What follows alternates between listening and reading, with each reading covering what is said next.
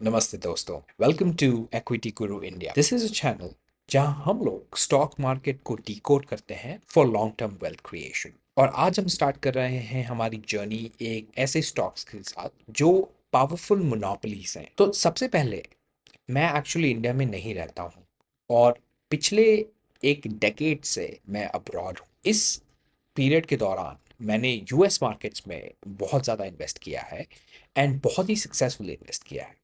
And honestly US markets जो है वो बाप ऑफ ऑल स्टॉक मार्केट्स है, राइट। जो ट्रेंड्स, जो प्रिंसिपल्स वहाँ काम करते हैं, उनका इम्पैक्ट वो काफ़ी स्ट्रांग है और दूसरा पूरी दुनिया से फॉलो करती है। तो जब मैं इंडियन मार्केट्स को देखता हूँ, when I look at the Indian markets, मुझे लगता है कि इंडियन मार्केट्स अगले एक दशक में, अगले एक डेकेड में, they are shaping up like the US markets. तो इसलिए मैंने डिसाइड किया है कि मैं यूएस से जो लर्निंग्स हैं उन्हें फोकस करूंगा, इंडिया में जो लॉन्ग टर्म स्टॉक्स हैं उनके बारे में मैं बात करूं। ऑफ कोर्स मैं पर्सनली इंडिया में इन्वेस्ट डायरेक्टली नहीं करता हूं, लेकिन मेरे फैमिली और फ्रेंड्स की पोर्टफोलियो हैं और मैं उनको सपोर्ट करता हूं। तो हो सकता है कि जिन स्टॉक्स के बारे में हम बात करें वो ऑलरेडी उनके पोर्टफोलियो में हो। तो ये एक डिस्क्लेमर है मेरी तरफ से। और दूसरा इंपॉर्टेंट डिस्क्लेमर ये है कि जो भी मैं स्टॉक्स के बारे में बात करूंगा, ये कोई रिकमेंडेशन या एडवाइस नहीं है। ये मैं अपना खुद का एक्सपीरियंस और मेरा खुद का पर्सपेक्टिव शेयर करूंगा, और आप खुद का होमवर्क करें before you invest in any stocks. अच्छा, एक और रीज़न जो मैं ये चैनल शुरू कर रहा हूँ कि काफ़ी बार मेरे फ्रेंड्स जो इंडिया में हैं वो मुझसे पूछते हैं कि भाई एक स्टॉक टिप मिली है, एंड ऑनेस्टली काफ़ी बार the stocks that they ask me to analyse वो इतने ग्रेट नहीं होते, और काफ़ी बार लोग अपना पैसा खो देते हैं। तो मैंने सोचा कि एक अच्छा प्लेटफॉर्म होगा एजुकेशन स्प्रेड करने का, लॉन्ग टर्म इन्वेस्टिंग पे फोकस करने का और यूएस मार्केट्स की लर्निंग्स को शेयर करने का। मैं कोशिश करूँगा कि मैं वीडियो को दोनों हिंदी और इंग्लिश के मिक्स में रखूँ। दूसरी चीज़, हिंदी मेरी बहुत ज़्यादा अच्छी नहीं है, तो मुझे माफ़ कीजिएगा अगर मैं कुछ गलती कर दूँ। तो आज का जो वीडियो है, ये हम ऐसे स्टॉक्स के बारे में बात करेंगे जो मुझे लगता है अगले आने वाले 10 15 20 सालों तक ज़बरदस्त रिटर्न्स दे सकते हैं। मैं यूजुअली इस टाइप के बिजनेसेस में इन्वेस्ट करना चाहता हूँ जो बिजनेसेस खुद ही एक टाइप के मोनोपोली या डुओपोली या ओलिगोपोलिस्टिक मार्केट में है। मतलब कि उस बिजनेस का कंपटीशन बहुत ज़्यादा नहीं है। अब जैसे मानो कोई सीमेंट बनाने वाली कंपनी है, तो इंडिया में सीमेंट बनाने वाली कंपनी हज़ारों हैं, तो प्राइसिंग पावर होना बहुत मुश्किल है। जबकि कुछ ऐसी कंपनियां हैं इंडिया में जिनका कोई कंपटीशन नहीं है। तो मुझे पर्सनली एटलीस्ट यूएस मार्केट्स में उस टाइप की कंपनी में इन्वेस्ट करना पसंद है जहाँ पे ज़्यादा कंपटीशन नहीं है। तो हम उसे एक तरह से मोट कह सकते हैं। अच्छा, मोट क्या है, सबसे पहले उसको समझते हैं। तो वॉरेन बफेट कहते हैं, a business with a durable competitive advantage is like a castle with a deep moat। मतलब जो कंपनीज अपने कॉम्पिटिटर से अलग हैं, जो उनकी प्रोडक्ट्स या सर्विस को यूनिक बनाते हैं, उन्हें हम मोट वाले बिजनेसेस कहते हैं। तो आज हम ऐसी ही कंपनियों के बारे में बात करेंगे जिनके पास बहुत ज़्यादा स्ट्रांग मोट है और जो फ्यूचर में स्टडी रिटर्न्स देने की पोटेंशियल रखते हैं। तो हमारा जो सबसे पहला स्टॉक है वो है क्रिसल। अच्छा, क्रिसल इंडिया की लीडिंग क्रेडिट रेटिंग एजेंसी है और यूएस में एक कंपनी लिस्टेड है एस&पी ग्लोबल। ये उसका सब्सिडियरी है। तो जो मैनेजमेंट है वो एक यूएस की कंपनी है, सबसे पहली बात तो। अच्छा, दूसरी चीज़, इंडिया में गिन के 3 या 4 रेटिंग एजेंसीज हैं और क्रिसल उनमें से लीडर है। अच्छा, आप मुझे पूछेंगे कि ये 3 या 4 रेटिंग एजेंसीज कौन सी हैं, तो एक तो क्रिसल है जो मार्केट लीडर है, दूसरा है इकरा, वो यूएस में एक कंपनी लिस्टेड है मूडीज करके, ये वो उसकी सब्सिडरी है इकरा, और तीसरा है केयर रेटिंग्स। किन के ये 2 या 3 कंपनीज हैं जो क्रेडिट रेटिंग का काम करती हैं, और क्रिसल उनमें से मार्केट लीडर है। तो अगेन, जैसे मैंने शुरुआत में ही बताया था, मुझे इस तरह के बिजनेसेस ज़्यादा पसंद हैं जहाँ पे बहुत ज़्यादा कंपटीशन ना हो। राइट? जहाँ पे 2 या 3 कंपनीज़ ही हों जो जो मार्केट को डोमिनेट करती हों, और क्रिसिल का इसमें मार्केट लीडर है, सबसे ज़्यादा मार्केट शेयर है। अच्छा, आप पूछेंगे कि क्रेडिट रेटिंग एजेंसीज़ क्या करते हैं? तो आप ये सोचिए कि अगर आप एक बैंक हैं, राइट? और आपके पास कंपनीज़ आएँगी लोन लेने के लिए, तो आपको कैसे पता होगा कि ये कंपनी को मैं अगर लोन देता हूँ, तो ये पैसे वापस टाइम पे रीपे करेंगे कि नहीं करेंगे? तो क्रिसिल बेसिकली क्या करता है कि क्रिसिल को बैंक एम्प्लॉय करता है और वो कहता है कि भाई आप ये जो हमारे क्लाइंट हैं, अब मैंने इसे क्लाइंट तो मोस्टली जब हम क्लाइंट्स की बात करते हैं तो बड़ी बड़ी कंपनीज हो जाती हैं, जैसे रिलायंस है, रिलायंस का रेटिंग एजेंसी अगेन क्रिसिल है।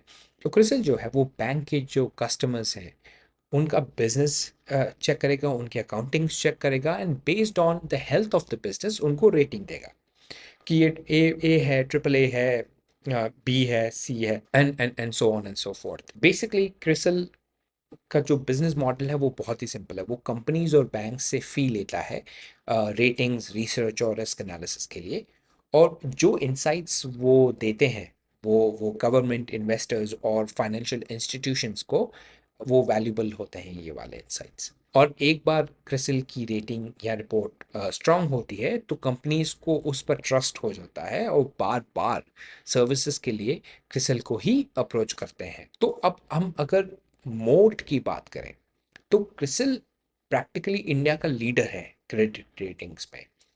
सबसे पहली तो चीज़ जो है वो ब्रांड और रेपुटेशन है। क्रिसिल को आप मान लीजिए एक तरह से एक गोल्ड गोल्ड स्टैंडर्ड है जहाँ तक रेटिंग एजेंसीज की बात आती है। तो एक तो वो ब्रांड और रेपुटेशन हो गया।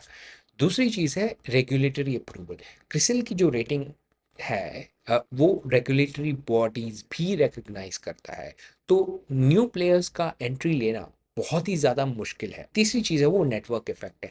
जितना ज़्यादा क्रिसिल का डेटा और एनालिसिस यूज़ होता है उतना ज़्यादा उनका एडवांटेज बढ़ता है। और दोस्तों, जैसे जैसे इंडिया की इकोनॉमी ग्रो होगी, लोन्स और कॉर्पोरेट बोरोइंग उतना ही ज़्यादा बढ़ेगा। मतलब क्रिसिल की डिमांड जो है वो ऑटोमेटिकली बढ़ेगी।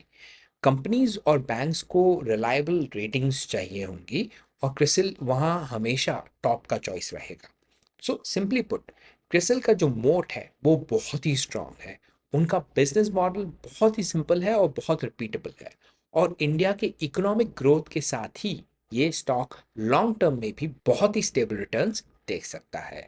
अच्छा, तो अब हम स्क्रीनर पे चलते हैं, और उम्मीद है कि आप मेरा स्क्रीन देख सकते हैं। तो मैंने क्रिसिल को ओपन कर लिया है screener.in पर। सबसे पहले तो हम ऊपर देख लेते हैं कि इस कंपनी का मार्केट कैप जो है वो अभी करीब 35,000 करोड़ के आसपास है।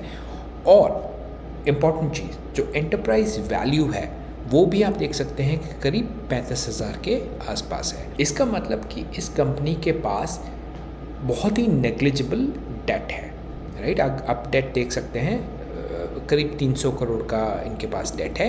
लेकिन अगर आप इनके बैलेंस शीट में जाएंगे तो आप यहाँ पर देखेंगे कि इनके पास कैश इक्विवेलेंट है वो करीब ऑलमोस्ट 250 करोड़ के आसपास है, और जो लिक्विड इन्वेस्टमेंट्स हैं वो भी करीब 1390 करोड़ के आसपास हैं। तो मतलब ये कंपनी जो है वो कैश रिच कंपनी है। आपको जब भी किसी कंपनी में लॉन्ग टर्म इन्वेस्टिंग करनी हो तो हमेशा ऐसी कंपनी चुनिए जहाँ पे मार्केट कैप जो है वो एंटरप्राइज वैल्यू से ज़्यादा है। इसका मतलब कि वो कंपनी कैश रिच है, उस कंपनी के पास ज़्यादा डेट नहीं है, और वो कंपनी अगर मानो कोई रिसेशन आया, मानो 2009 जैसी फाइनेंशियल क्राइसिस आई या फिर कोविड जैसा परिस्थिति हुआ, तो वो company will be able to survive in an environment like that. अगर बहुत ज़्यादा डेट नहीं है तो वो कंपनी सर्वाइव कर पाएगी। इसका मतलब वो कंपनी लॉन्ग टर्म तक प्रॉफिट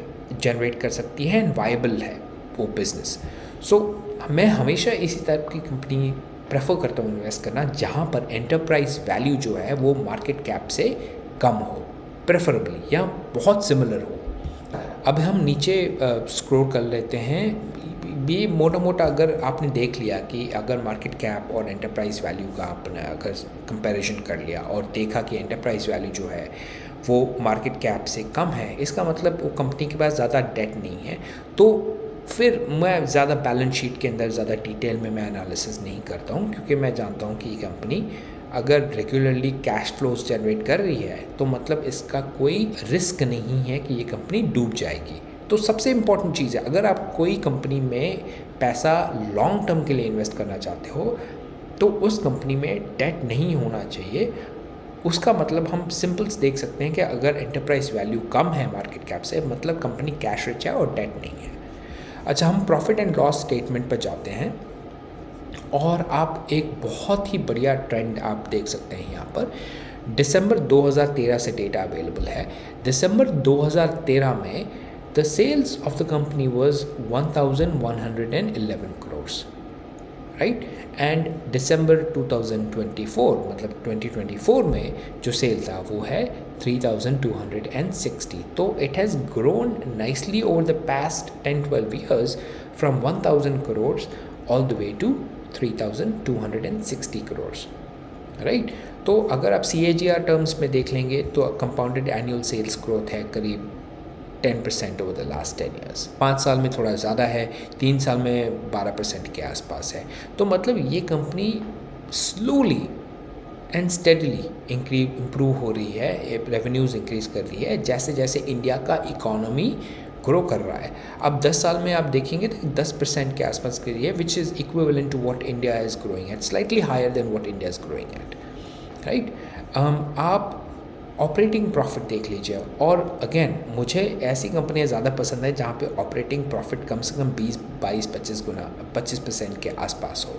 तो आप देख सकते हैं कि इसका जो ऑपरेटिंग प्रॉफिट मार्जिन्स हैं वो लगातार 28, 29, 30 इस रेंज में ही रहेगा। आप 10 साल पहले देख लीजिए 30, 31, 29 था, और पिछले साल भी आप देख लीजिए 28, 29 के आसपास है। तो मतलब for every 1 rupee that the company earns, उसका जो ऑपरेटिंग प्रॉफिट है वो करीब 30 पैसे का हो जाता है। अच्छा, क्योंकि कंपनी के पास कोई डेट नहीं है, मतलब कोई इंटरेस्ट इसका एक्सपेंस ज़्यादा है नहीं, तो आप इंटरेस्ट एक्सपेंस भी आप देख सकते हैं कि बहुत ही कम है interest expense. So in that case, the company is generating good earnings per share. Again, आप earning per share भी देख सकते हो, इन 30s and 40s में था और अब करीब 100 के आसपास है, मतलब 3 गुना हुआ है पिछले 10 सालों में।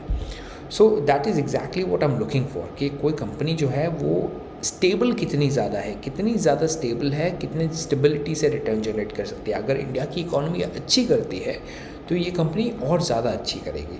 आप रिटर्न ऑन इक्विटी भी देख सकते हैं, पिछले 10 साल का जो एवरेज है वो 30% है, 5 साल की 30% है। मतलब इतनी ज़्यादा प्रेडिक्टेबल ये कंपनी है कि लगातार आपको हर साल 30% का रिटर्न ऑन इक्विटी जनरेट करेगी, आपको लगातार हर साल 10-12%, 12% का कंपाउंडेड सेल्स ग्रोथ देगी, प्रॉफिट ग्रोथ देगी, और हद से ज़्यादा प्रेडिक्टेबल ये बिज़नेस है। मतलब आपने अगर इस कंपनी में पैसा लगाया और 50 साल तक भी अगर आप भूल गए तो भी you can be pretty certain, quite certain that 50 साल के बाद भी ये कंपनी जो है वो इतनी ही स्टेबिलिटी से रिटर्न्स जनरेट करती है, so long as India continues to grow well. दूसरी एक चीज़ जो मैं बहुत ज़्यादा ध्यान देखता हूँ, बहुत ज़्यादा फोकस करता हूँ, वो है कैश फ्लोज़। अर्निंग्स पर शेयर और EPS में मैं थोड़ा कम जाता हूँ, क्योंकि वहाँ थोड़े फाइनेंशियल शिनैनिगन्स जो मिसचिफ है आप आराम से कर सकते हो। Cash flow of the company is what I am really interested in focus on. तो आप cash flow from operating activity भी आप देख सकते हो। दिसंबर 2013 में करीब 250 करोड़ के आसपास था और पिछले साल करीब 800 करोड़ के आसपास था। तो again the cash flow has also gone almost like 3 or 4 fold in the last 10 years। Share holding pattern आप देखते हैं तो S&P ग्लोबल जो है ये इनकी पेरेंट कंपनी है and it holds about 66%। The rest is held by FIIs and by DIIs, and you can see this rate, the holdings are quite steady, and public holdings are also very steady. So again, this is a very steady company. Now let's come to valuations, right? वो ज़रूरी है, क्योंकि मेरे ख्याल से आज की तारीख में ये कंपनी थोड़ी ज़्यादा महंगी है। हम देखते हैं कि ये कंपनी का अलग अलग पैरामीटर्स हम चेक कर सकते हैं। पर्सनली मुझे प्राइस टू कैश फ्लो ज़्यादा अच्छे लगते हैं, बट क्योंकि बहुत आसान नहीं है वो निकालना, रेडिली अवेलेबल नहीं है स्क्रीनर डॉट इन पर, और मोस्टली आप मेरे जो व्यूअर्स हैं वो स्क्रीनर डॉट इन बहुत ही आसानी से यूज़ कर लेते हैं, तो उसको हम देखते हैं कि स्क्रीनर डॉट इन पे क्या अवेलेबल है। तो हम पी ई रेशियो देखते हैं। अगेन पी ई रेशियो मुझे पर्सनली ज़्यादा पसंद नहीं है देखना जब मैं इन्वेस्टमेंट डिसीजंस करता हूँ, क्योंकि ख़ास करके क्योंकि मैं यूएस में इन्वेस्ट करता हूँ और काफ़ी सारी टेक कंपनीज़ में इन्वेस्ट करता हूँ, और आप देखेंगे काफ़ी सारी टेक कंपनीज़ जो हैं वो आपको अनप्रॉफिटेबल देखेंगे, लेकिन एट द सेम टाइम वो पॉजिटिव कैश फ्लोज जनरेट कर रही होती हैं। तो मैं हमेशा प्राइस टू कैश फ्लो या enterprise value to cash flow पे ज़्यादा फोकस करता हूँ। चलो हम देखते हैं कि क्रिसल का क्या सिचुएशन है। तो मैंने मैक्स कर दिया है क्योंकि मुझे भी रीसेंट प्राइस एक्शन से कहीं ज़्यादा मुझे इंटरेस्ट है कि पिछले 10 12 15 सालों का जितना भी हिस्ट्री अवेलेबल है उसमें कंपनी ने किस तरह से परफॉर्म किया है। तो आप पी ई रेशियो को ही अगर आप देख लेंगे तो आप देख सकते हैं कि जनवरी 2009 जब फाइनेंशियल क्राइसिस हुआ था, तब ये जो पी ई था उससे पहले 30 के आसपास था, और जो गिर के हो गया था करीब 11.9 या 12 के आसपास। अगेन तब से ये बढ़ना धीरे धीरे शुरू हुआ है, और पी अप्रैल 2015 में करीब 61 62 पे गया था, जो कि गिर के 2019 में 23 24 के आसपास आ गया था। अगेन पिछले 4 5 सालों में पी ई काफ़ी ज़्यादा बढ़ गया हुआ है, और फ़िलहाल करीब 50 के आसपास चल रहा है। अब मैं ये नहीं कह रहा हूँ कि 50 के पीई पे आप इस स्टॉक को बाय कर लीजिए। I would rather suggest you wait and watch. इसका जो एवरेज पीई है वो करीब 40 के आसपास रहा है। जब भी इसका जो पीई रेशियो है वो एवरेज पीई के आसपास आए हैं, उससे नीचे आए, तो आप धीरे धीरे करके इसमें आप पैसा निवेश कर सकते हैं। अच्छा, ये तो पीई हो गया। मैंने जिस तरह से आपसे बात किया कि मुझे पीई रेशियो ज़्यादा पसंद नहीं है, मैं personally price to at least screener dot in पर प्राइस टू बुक या फिर ईवी टू ईबिटा पे ज़्यादा ध्यान रखता हूँ। आप ईवी टू ईबिटा अगर आप देखते हैं तो ईवी टू ईबिटा अगेन 2009 में जब क्रैश हुआ था, फाइनेंशियल क्रैश, तब 8 के आसपास आ गया था ईवी टू ईबिटा मल्टीपल्स, और एवरेज इसका ईवी टू ईबिटा अगेन 23 24 के आसपास रहा है। फिलहाल के लिए इसका ईवी टू ईबिटा जो है वो 33 के आसपास है। अगेन जब भी इसका ईवी टू ईबिटा, जब ये स्टॉक करेक्ट हो, मानो करेक्शंस आ सकते हैं मार्केट में, बड़ी आसानी से आते हैं, बड़ा ही अनप्रेडिक्टेबल मार्केट है, तो जब भी इसका जो ईवी टू ईबिटा मल्टीपल है वो इसका जो मीन है उसके आसपास आए हैं, उससे नीचे आए, तो तब आप इस शेयर को धीरे धीरे करके परचेस कर सकते हैं, ताकि आपका जो average EV to EBITDA buying price हो वो हमेशा लोअर साइड के तरफ रहे। तो उम्मीद है आपको ये वीडियो पसंद आया होगा। This was an analysis on CRISIL के अलावा भी करीब 6 या 7 ऐसे स्टॉक्स हैं जो मैं स्टडी कर रहा हूँ, जो मुझे लगता है कि आने वाले 10 सालों में बहुत ज़्यादा अच्छी तरह से परफॉर्म कर सकते हैं। इनका भी सिमिलर स्ट्रक्चर है। Usually they are either a monopoly, duopoly और an oligopoly. Return on equity अच्छा है, कैश फ्लो जनरेशन बहुत ज़्यादा अच्छा है। तो इन स्टॉक्स को भी हम एक बाय एक स्टडी करेंगे आने वाले वीडियो में। अगर आपको ये वीडियो पसंद आया, if you like this video, please do hit the like button, share it with your friends who are also focused on long term investing. जिनका लॉन्ग टर्म इन्वेस्टिंग में इंटरेस्ट है उनके साथ ये शेयर कीजिए। और अगर आपको कोई स्टॉक के बारे में जानना है, if you are interested to know that a stock that you are studying is worth investing और नॉट, तो आप मुझे अपने कमेंट सेक्शन में उस स्टॉक का नाम लीजिए, लेकिन सिर्फ नाम मत लीजिए, आप खुद का नाम लिखिए, स्टॉक का नाम लिखिए, आप कौन से शहर से हैं वो भी ज़रा लिखिए। और finally, do you want me to analyse that stock in English, या फिर आप चाहते हैं कि मैं उस स्टॉक को हिंदी में एनालाइज करूं, तो वो प्रेफर्ड लैंग्वेज भी आप नीचे लिख दीजिएगा। सो 4 चीज़, राइट, 4 चीज़ें। सबसे पहले आपका नाम, फिर आपके शहर का नाम, फिर आपके स्टॉक का नाम, और चौथी चीज़ आपका लैंग्वेज, प्रेफर्ड लैंग्वेज। एंड मैं यहाँ पे उस स्टॉक को एनालाइज करके आपको क्विक 2-5 मिनट में ये एनालिसिस दे दूँगा कि whether or not I would invest in that stock, right? मैं तो वही बता सकता हूँ अपना perspective, and based on that you can see whether or not that informs your decision. तो इसके साथ हम अपना पहला वीडियो कंक्लूड करते हैं, एंड आशा रखता हूँ कि आपसे अगले वीडियो में मुलाकात होगी।